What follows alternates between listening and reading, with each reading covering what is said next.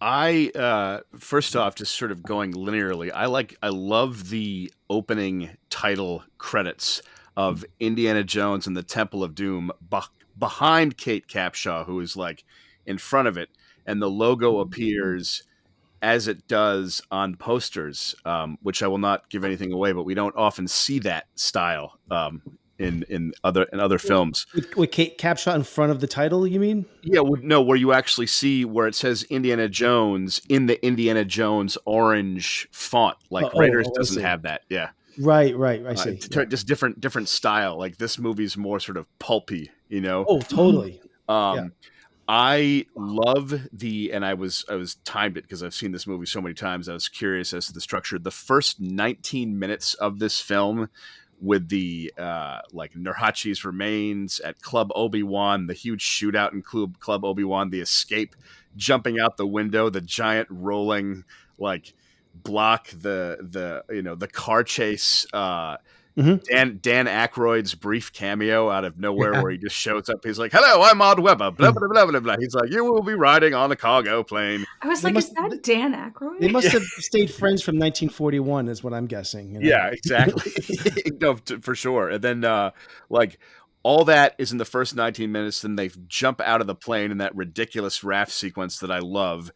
It's just such it like this movie really takes the kind of James Bondian premise of we'll open the film with like the third act of another story, Yeah. and it just has this totally unrelated, like those characters never come back again.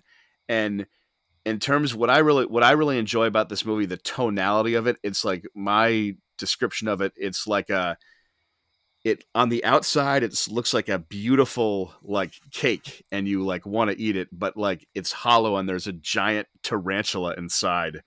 um because this movie, I having always loved like I know it's like having always loved like movies and like being interested in directing and structure and stuff like that.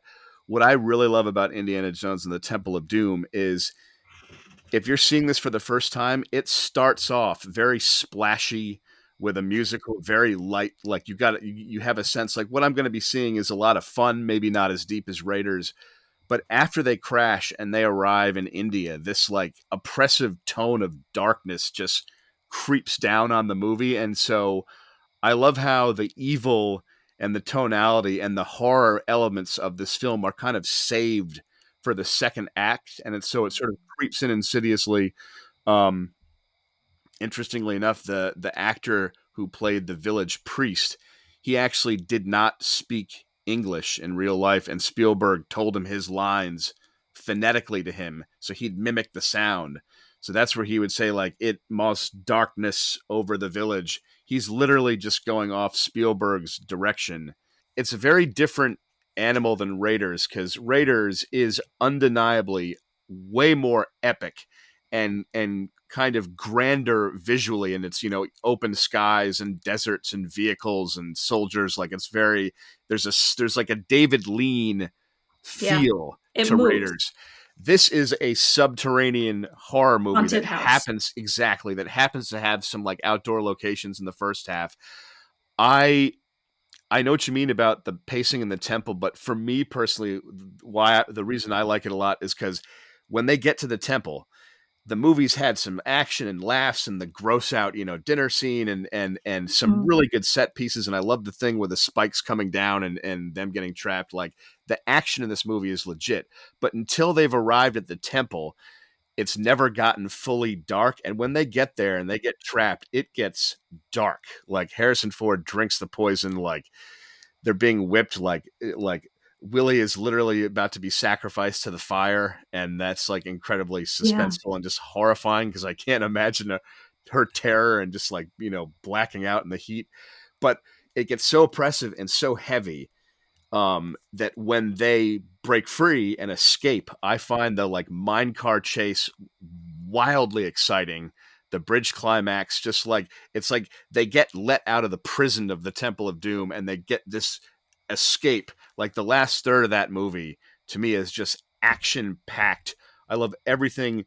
I like the shot. I love it when like Indy is swinging on the rafters with his whip and he's trying to catch up to the mine cart and he like falls in. Just the way it's shot, like the this movie really, the pacing moves really fast for me. And lastly, I'll just end by saying that in mythology, in like the hero's journey and those types of things, there's the idea of like the hero has to go into the earth and be tested, and then they come back out to the light like re-energized. And I feel like Temple of Doom takes that literally.